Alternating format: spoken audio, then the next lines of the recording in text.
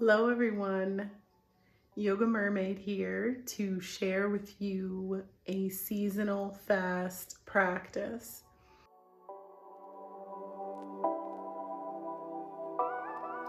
So it is day one of my fast. I'm doing a 5-day, 6-night fast for a total of 132 hours. And here's my notes. So we're gonna spend some time going over them together, and you can see what it's like day one fasting for me. So now that you've picked the amount of time that you want to fast, the key to think about is, what are you gonna do before the fast? So you wanna eat very clean, as clean as you can. And it's hard, but do your best and don't beat yourself up. Once your fast starts, it's important to keep hydrated. And so I try to do about 8 ounces of water every hour. You can see on the list here that I included for your edification and amusement, not to fast to lose weight, because it's really never helped me lose weight, and I've done up to 111 hours. Fasting is more about cleansing your body and letting your body reset and resting your mind and giving yourself time to do things other than prepare, cook, eat, and clean up your food. It's amazing how much extra time you have, so take advantage of that. So the other thing I do before a fast, especially when it's this long, if it's 36 hours, I don't worry about, my arm is getting tired. I don't worry about setting like a personal goal, but like on a multi-day fast, I take advantage of doing this every season. So fall, spring, summer, and winter. And I set a personal goal. And I won't share my personal goal with you because it's my personal goal, but this is something that you want to overcome mentally, or something that you want to think about how to achieve, and then invite inspiration during your fast. So you're not thinking about it and researching it. You're not working yourself too hard, because you don't want to work yourself too hard mentally when you're fasting. You don't want to work yourself too hard physically when you're fasting. And you definitely do not want to be under immense stress. So if any of those things are going to happen during your scheduled fasting period, do not fast, because it adds a stress that takes away the benefits and can create actually more harm to your body. So let's look at what's next on our list. Plan things to do in lieu of eating. So as you can see, if you've screenshotted my list that I showed you,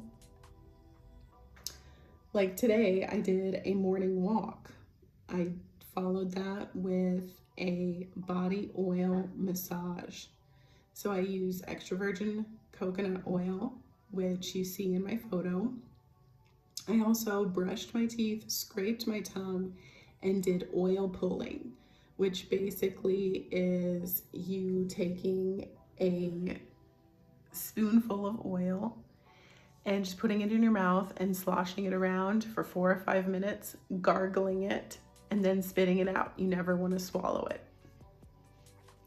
So that cleans your mouth and gets you all ready for your fast. And then later this afternoon, I did my cold tub. Not something that I would recommend if you're new to doing cold tub, to doing it while you're fasting, but I really enjoy my cold tub. And so I sat in that for 5 minutes. Then I followed that with a warm shower and a body scrub, a natural body scrub. I never use anything with like harsh chemicals in it. Then, so we're approaching 5 minutes. I don't want to make this too long or tedious, but So you can see that I'm feeling a little bit tired, and it's now about 6:30 p.m. So I fasted the whole night and so far this whole day, and I just noticed that I have to take deeper breaths and I have to really let my mind rest. Usually after about 20 hours of fasting, your mind actually becomes sharper. But since it's the first day of our fast,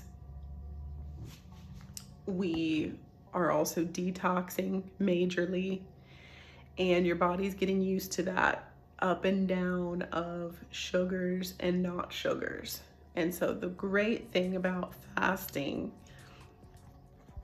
I also have a little frog in my throat, is that after you've been fasting for 2 or 3 days, your body evens out because you're burning fat. You're no longer burning sugars that you intake or sugars that are stored in your liver.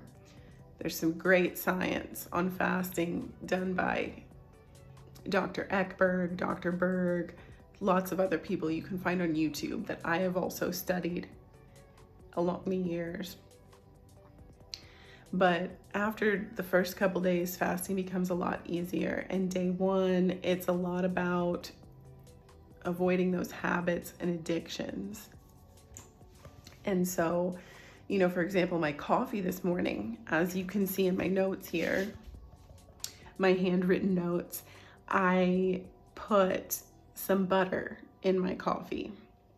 And I also had my coffee light. I have my coffee light anyway.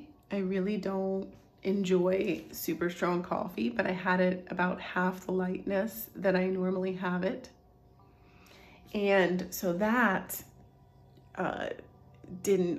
caffeine didn't affect me and make me jittery, but it also didn't cause me to get a headache and crash from not having caffeine, because I do have coffee every day, sometimes 2 cups, usually just 1, because I've kind of eased up on the coffee over the last few years also. So it's been a journey. These things that I'm telling you are literally things that I have learned from doing for 3 years, from researching, from watching YouTube videos, from studying Ayurveda with the Chopra Center, and from just doing everything I can to learn and experience and then share what's happened. So the other thing that I did today is I did a neti pot. So it is spring.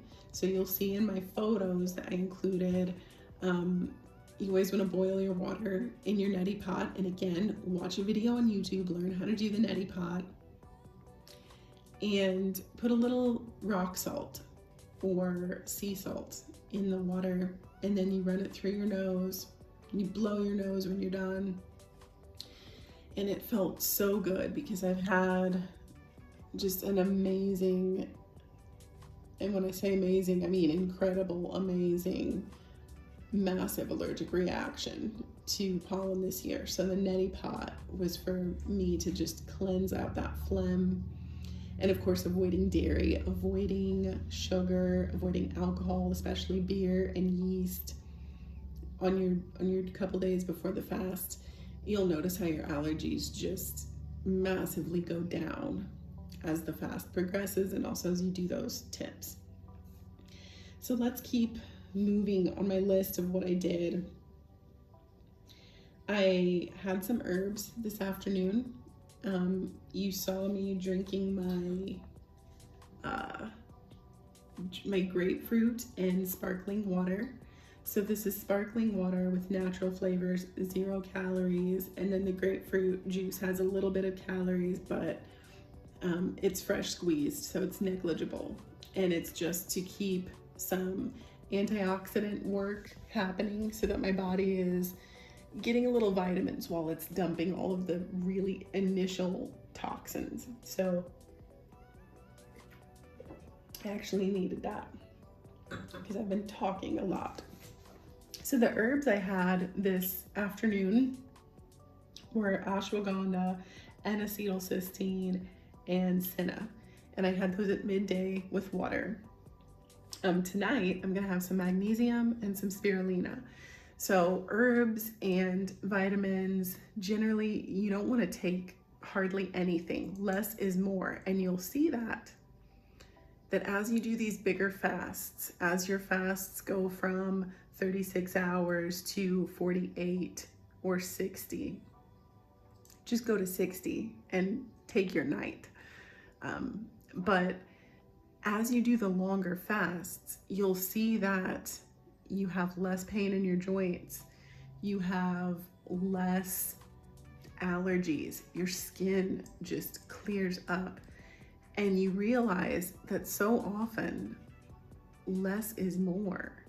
And so definitely no taking multivitamins, and if you do take something, there's a lot of things that you can take, but I just listed mine that I took today.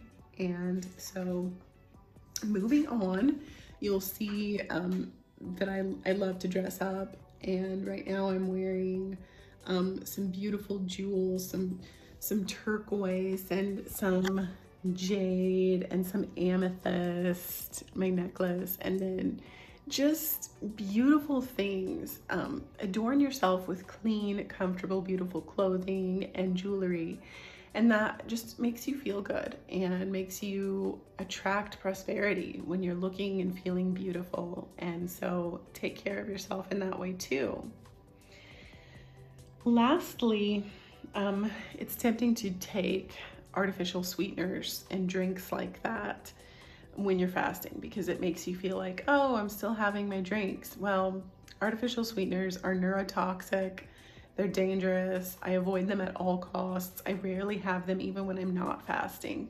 You definitely don't want to have them when you're fasting though, because the liver, when you're fasting, is dumping toxins. And if you tax the liver, you slow down and even really prevent the benefit of fasting. So your liver has to process alcohol, your liver has to process artificial sweeteners. Give your liver a break. That's why also one of the things that I had today is lime in my water. So I take half a lime and I juice it and put it in a glass of water, a big glass. You don't want it to be too strong or sour. Let me breathe before I keep speaking. It's making me tired to speak so much without taking pauses. So when you have lime in your water, or like I'm having here grapefruit juice in my water, there's a little bit of sugar calories because it's a fruit, but not too much. And what it does is it gives you some antioxidant detox power so that you are really helping your liver feel happy. It's good to take maybe a bit of butter in your coffee or a bit of olive oil, kind of like we talked about. Look at the sun shining on me. There's the sun. There are other things that I do, and we'll reconvene on day 2, but let this be your inspiration for day 1. If you have a little bit of a headache today, if you're feeling a little tired, take a nap, take some extra relaxation. Pick those things that you do regardless. Like for me, meditating twice a day, doing my yoga and stretching, just gentle yoga, gentle stretching twice a day, 30 minutes each. But I hope that day 1 goes well for you, and I am really excited to share more of my plans with you and more of my fasting experience. And I hope that your fasting goes well. I thank you for watching, and I ask you to like and subscribe to my channel if you just want to learn more about yoga, taking care of and honoring your body. All the love, and I'll see you next time.